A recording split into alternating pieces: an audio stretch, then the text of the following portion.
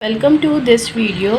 आज हम सीखने जाएंगे बर्नौली थ्योरम, जिसमें जो है ये फॉर्मूला होगा और बर्नौली के 3 क्वेश्चन सॉल्व करेंगे।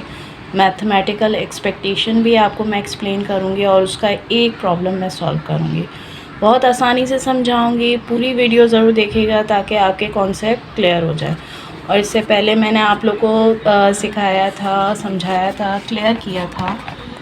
एडिशन थ्योरम थे और मल्टीप्लिकेशन थ्योरम थे, उसके टोटल मैंने 11 क्वेश्चन सॉल्व किए थे। तो जिन्होंने नहीं देखा है तो मैं डिस्क्रिप्शन में दे देती हूँ, वो सॉल्व कर लीजिए। अच्छा, नेक्स्ट हम आ जाते हैं बर्नौली थ्योरम में। आज हमारा ये टॉपिक है, बहुत इम्पॉर्टेंट है। इसके क्वेश्चंस पेपर में आ जाते हैं और मैंने प्रीवियस भी जितनी वीडियोस अपलोड किए हैं, जो इम्पॉर्टेंट क्वेश्चन एग्ज़ाम में अक्सर आ जाते हैं, वैल्यूज़ चेंज करके या उन्हीं तरह के होते हैं या फिर जो है उससे रिलेटेड होते हैं, तो मैंने तरह तरह के क्वेश्चन सॉल्व किए हैं, वो ज़रूर देखिएगा। चलिए बर्नौली थ्योरम स्टार्ट करते हैं। अच्छा, इसकी दो जो है प्रॉब्लम में कभी लिखा हुआ भी आ जाता है कि बर्नौली थ्योरम के ज़रिए आप जो है फाइंड कर लें, लेकिन अक्सर नहीं लिखा हुआ आता है। तो उसमें पहचान ये है कि उसमें रिपीटेटिव ट्रायल्स होते हैं या सक्सेस या फेलियर के बारे में बात होती है। ठीक है, तो ये बर्नौली थ्योरम एक्चुअली लगता ही उसमें है जिसमें नंबर्स ऑफ ट्रायल्स बहुत दफ़ा हों, यानी कि एक से ज़्यादा हों।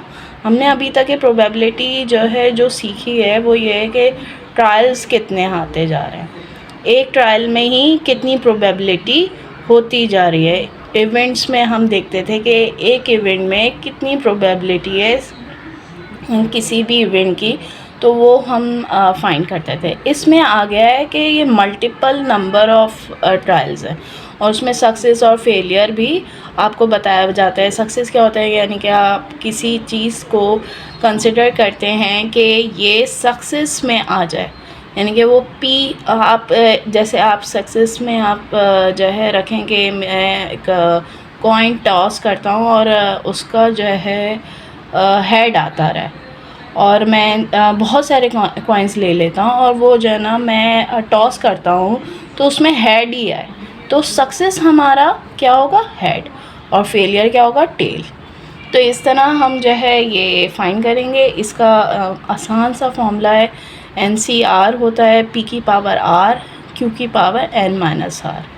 ठीक है, जबकि PA मैंने बताया हुआ है कि probability of success of in and trials है, और P है प्रोबेबिलिटी ऑफ सक्सेस, Q है प्रोबेबिलिटी ऑफ फेलियर और N है total number of trials. Next question है, हम इसका सॉल्व करेंगे। इसमें क्या है कि जो है बटालियन आर्मी है, उसमें से 3/5 जो है हमें पता है कि सोल्जर्स मैरिड होते हैं, यानी कि ये मैरिड सोल्जर्स की प्रोबेबिलिटी है कि 3/5 है, और जबकि जो अनमैरिड होते हैं वो 2/5 होते हैं। अब वो ये कह रहे हैं कि क्या प्रोबेबिलिटी है कि एग्जैक्टली 4 मैरिड सोल्जर्स होंगे 5 सोल्जर्स में, यानी कि अलग से और सोल्जर्स ले लेते हैं, तो हमें प्रोबेबिलिटी फाइंड करनी है कि उनमें से 4 मैरिड होंगे और 5 में से 4 मैरिड होंगे और अनमैरिड 1 होगा। तो हमारे पास N आ जाएगा 5, R हो जाएगा 4 और P होगा 3/5 एज सक्सेस हमारे ये है कि मैरिड होने चाहिए, और Q है 9/5। फिर जस्ट हम फॉर्मूला लगाएंगे इसमें। ये देखिए फॉर्मूला मैंने लगाया, वैल्यूज़ पुट की, कैलकुलेशन की। ये देखें, आप कैलकुलेशन देख लीजिए, फिर हमारे पास आंसर आ जाएगा, ईजी सा है। नेक्स्ट है probability of throwing 6 at least 1 6 throws with a single die. ये अक्सर क्वेश्चन आ जाता है, बहुत मोस्ट इम्पॉर्टेंट क्वेश्चन है और इसमें चेंज होकर भी आ सकता है। जैसे इसमें 6 थ्रोज है तो 10 थ्रोज भी हो सकता है, 5 थ्रोज भी हो सकता है कि एक डाई को मैंने 6 दफ़ा वो थ्रो किया, सही। तो उसमें आपका जो है ना एटलीस्ट एक दफ़ा 6 आने की प्रोबेबिलिटी क्या होगी वो फाइंड करनी है। तो एटलीस्ट वाले जितने भी होते हैं, मैंने प्रीवियस वीडियो में भी बताया, एटलीस्ट वाले में जब भी एटलीस्ट लिखा हुआ है ना कि एक दफ़ा तो हो, तो उसमें से हम निकाल देते हैं कि हुआ ही नहीं है इवेंट हुआ ही नहीं है। तो इवेंट नहीं होने के लिए हम क्या करेंगे, पहले तो P निकालेंगे। 6 आने का जो है प्रोबेबिलिटी क्या है, 1/6, एक नॉर्मल सी प्रोबेबिलिटी है। और Q है, Q क्या है, P में से 1 माइनस P निकाल देंगे, यानी कि सक्सेस को निकाल देंगे तो फेलियर हमारे पास आ जाएगा, फेलियर की प्रोबेबिलिटी आ जाएगी जो कि होगी 5/6। नंबर ऑफ थ्रोज क्या है, n 6। आर हम क्या रखेंगे, मैंने इधर क्वेश्चन मार्क्स इसलिए डाला है ताकि आप समझ सकें कि एटलीस्ट में हमें 1 नहीं लगाना है, हमें 0 लगाना है, ताकि हम 0 वाले 1 से निकालेंगे तो एटलीस्ट वाले कम से कम वाले निकल आएंगे। ठीक है, अब क्या करेंगे, 0 हम रख देंगे r की जगह, p की पावर इधर 0 होगा,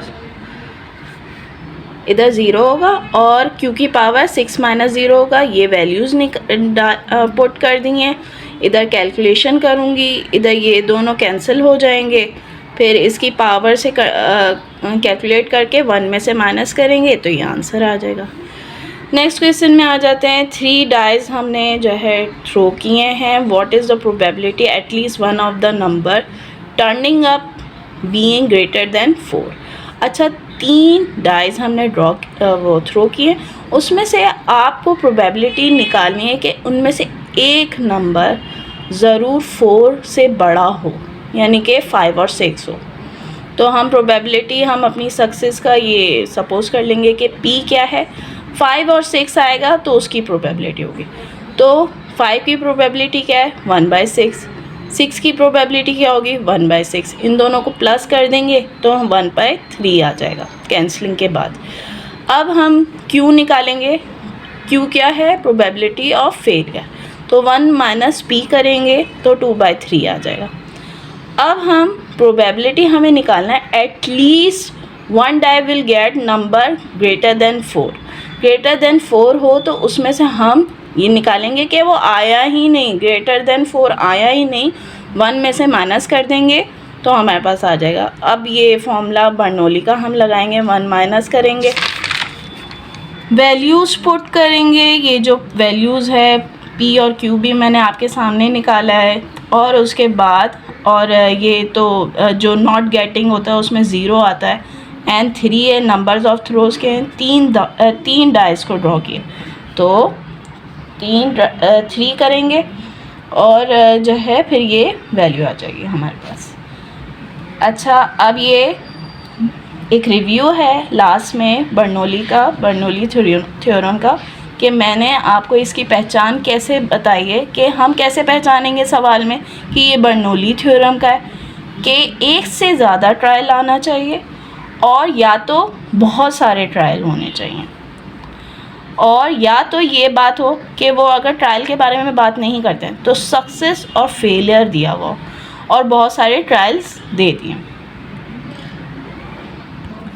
नेक्स्ट हम आ जाते हैं बहुत आसान से टॉपिक पे, मैथमेटिकल एक्सपेक्टेशन। मैथमेटिकल एक्सपेक्टेशन वो होता है, ये ME से डिनोट करते हैं, उसमें P इंटू M होता है फॉर्मूले में। P क्या होता है, प्रोबेबिलिटी को जब मनी से मल्टीप्लाई करते हैं तो ये मैथमेटिकल एक्सपेक्टेशन होता है। ठीक है, ये बहुत आसान सा है। अगर एक्सपेक्टेशन लिखा हुआ आता है क्वेश्चन में, इसमें कोई पहचान की बात नहीं है कि आपको पता ही नहीं चला कि जो है ना मैथमेटिकल एक्सपेक्टेशन फाइंड करना था और मैंने कोई और फॉर्मूला लगा दिया, ऐसा कुछ भी नहीं है।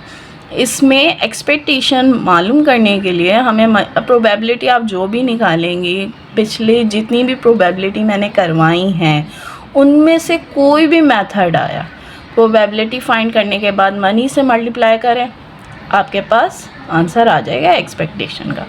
चलें आप क्वेश्चन सॉल्व करते हैं तो उससे ज़्यादा आपको पता चल जाएगा। ये इसका एक ही क्वेश्चन सॉल्व करवाऊँगी, उससे ही आपको समझ में आ जाएगा। अच्छा, क्या है ये एक बैग में 2 बॉल्स हैं वाइट और 3 बॉल्स हैं ब्लैक। ठीक है, अब 4 पर्सन है A B C D। अब उन्होंने वो ये कहा है कि अगर कोई एक बॉल ड्रॉ करता है और वो रिप्लेस नहीं करता है तो उसकी प्रोबेबिलिटी हम निकालेंगे। लेकिन ये है कि उन्होंने ये बोला है कि जो फर्स्ट टाइम पे वाइट बॉल निकालता है वो उसको इनाम के तौर पे 50 रुपीज़ मिलेंगे। अच्छा, मैंने इसमें आपको ये नहीं बताया कि इसमें मनी मल्टीप्लाई तब होती है जब कोई चीज़ जीत जाता है, जैसे इनाम जीतना, यानी कि अगर किसी का लकी ड्रॉ निकलता है तो वो इनाम जीतता है। तो ये एक्सपेक्टेशंस उस तरह निकाले जाते हैं कि ये जीतने के क्या एक्सपेक्टेशंस हैं, ठीक है। तो ये एक्सपेक्टेशन निकालने के लिए हम मनी से मल्टीप्लाई करते हैं, तो उससे पता चल जाता है कि जो है ना उसकी एक्सपेक्टेशन कितनी है। अब ये 50 रुपीज़ दिया हुआ है, डिटरमाइन देयर एक्सपेक्टेशंस। अच्छा, अब ये मैं आपको सबसे पहले समझा देती हूँ। ये 4 पर्सनस हैं, ABCD, ठीक है। 4 पर्सनस ड्रॉ करते हैं। अब सबसे पहले ये समझ जाएं कि उन्होंने ये बोला है कि पहला पर्सन जब 50 रुपीज़ तब लेगा जब पहला पर्सन जो है ना वाइट बॉल निकालेगा। अगर ब्लैक बॉल निकाली उसने तो उसको 50 रुपीज़ नहीं मिलेंगे। तो हम जब एक्सपेक्टेशन निकालेंगे तो हम सपोज़ करेंगे कि इसने इसमें से ड्रॉ किया तो उसको 50 रुपीज़ मिले। फिर जब हम इसकी जो है ना एक्सपेक्टेशन निकालेंगे तो हम बोलेंगे इसको नहीं मिली, उसको ब्लैक बॉल मिली है और इसको पहली वाइट मिली है। और जब इसकी एक्सपेक्टेशन निकालेंगे तो हम बोलेंगे AB को नहीं मिली वाइट बॉल, C को पहली दफ़ा मिल रही है, तो फिर उसकी एक्सपेक्टेशन निकालेंगे। जब D का फाइंड करेंगे तो हम ये कहेंगे कि A, B और C को नहीं मिली और D की एक्सपेक्टेशन फाइंड करेंगे। कैसे करेंगे, चलें स्टार्ट करते हैं। सॉल्यूशन में हम सबसे पहले लिखेंगे वाइट बॉल 2 है, ब्लैक बॉल 3 है। एक्सपेक्टेशन हम कैसे फाइंड करेंगे A की, कि A ने वाइट बॉल निकाल दी है, तो इसकी प्रोबेबिलिटी होगी 2/5। 2 कैसे, वाइट में से 2 में से कोई भी एक बॉल निकाल सकता है और डिवाइडेड बाय इन दोनों को प्लस करेंगे तो हमारे पास आ जाएगा 2/5। अब मैथमेटिकल एक्सपेक्टेशन क्या होता है, ऊपर हमने फॉर्मूला पढ़ा था इसका। तो प्रोबेबिलिटी से मनी को मल्टीप्लाई करेंगे, हमारे पास आ जाएगा ₹20 जो कि ए इसकी एक्सपेक्टेशन होगी। नेक्स्ट है बी की एक्सपेक्टेशन निकालने के लिए ए की एक्सपेक्टेशन, ए को हम ये कहेंगे कि ए ने ब्लैक बॉल नहीं ड्रॉ की है, तो हम 1 में से -2/5 भी कर सकते हैं, ए की प्रोबेबिलिटी भी निकाल सकते हैं। साथ में ये कह सकते हैं कि ब्लैक बॉल ड्रॉ की है 3/5, यानी कि 3 बॉल में से एक बॉल निकाल दी है टोटल 5 में से, सही। अब ये जो बी की एक्सपेक्टेशन, बी की प्रोबेबिलिटी निकालने के लिए हमें क्या करेंगे, ए ने ड्रॉ किया है ब्लैक बॉल में से, सही है, और ए को नहीं मिली वाइट बॉल, सही है, तो 3/5 होगा। और ए ने निकाल के अपने पास बॉल रख ली है, ठीक है, तो उसमें से बॉल टोटल हो गई 5 में से एक निकल गई तो 4 हो गई, सही है। और इसने 2 वाइट में से अपनी एक बॉल निकाल दी है, first ball white ball B ले गया, तो हम इधर कह सकते हैं here A has got black ball, A ने ब्लैक बॉल ली है और बी को पहली वाइट बॉल मिल गई है, तो इसकी प्रोबेबिलिटी निकल जाएगी। फिर इसको मनी से मल्टीप्लाई करेंगे, ₹15 आ जाएगा। अब सी की बारी आएगी, तो जो है इसमें हम ये कहेंगे कि ए ने नहीं ली है वाइट बॉल, बी ने भी नहीं ली है, सी ने ले ली है, तो हम क्या करेंगे 3/5 करेंगे, इसकी प्रोबेबिलिटी ऑलरेडी यही थी। अब बी ने भी वाइट नहीं ली है, तो यानी कि उसने ब्लैक ली है, तो हम ये कहेंगे कि इसमें से एक निकाल देंगे 2 और इसमें से एक निकाल देंगे 4, 2/4 इसकी प्रोबेबिलिटी हो जाएगी। अब क्या होगा कि जो है ये हमने बोला ए ने ब्लैक बॉल ली है, बी ने ब्लैक बॉल ली है, सी ने वाइट बॉल ली है, तो हम इधर ये लिख देंगे और साथ में हम ये इसकी प्रोबेबिलिटी ले लेंगे 3/5 मल्टीप्लाई बाय 2/4 और 2/3, वे इसकी कैंसलिंग होगी, 1/5 आ जाएगा। मनी से मल्टीप्लाई करेंगे तो ये 10 इसकी एक्सपेक्टेशन आ जाएगी। नेक्स्ट डी की एक्सपेक्टेशन निकालने के लिए हम बोलेंगे ए बी सी ने नहीं ली वाइट बॉल। अब ब्लैक बॉल किसने ली है? ब्लैक बॉल इन तीनों ने ली है और वाइट ली है डी ने। तो डी का तो यानी कि आप जब इन लोगों ने नहीं निकाली होगी तो डी तो कंफर्म निकाल लेगा, क्योंकि जो है ना ब्लैक बॉल तो ख़त्म हो गई। ये देखें टोटल ब्लैक बॉल 3, इसमें से एक इसने ले ली। अब 2/4 इसकी हो जाएगी, फिर इसके बाद 1/3 इसकी हो जाएगी। डी की प्रोबेबिलिटी निकालने के लिए हम ये कहेंगे कि ए को वाइट बॉल नहीं मिली, बी को भी वाइट बॉल नहीं मिली, सी को भी वाइट बॉल नहीं मिली और डी को वाइट बॉल मिल गई है।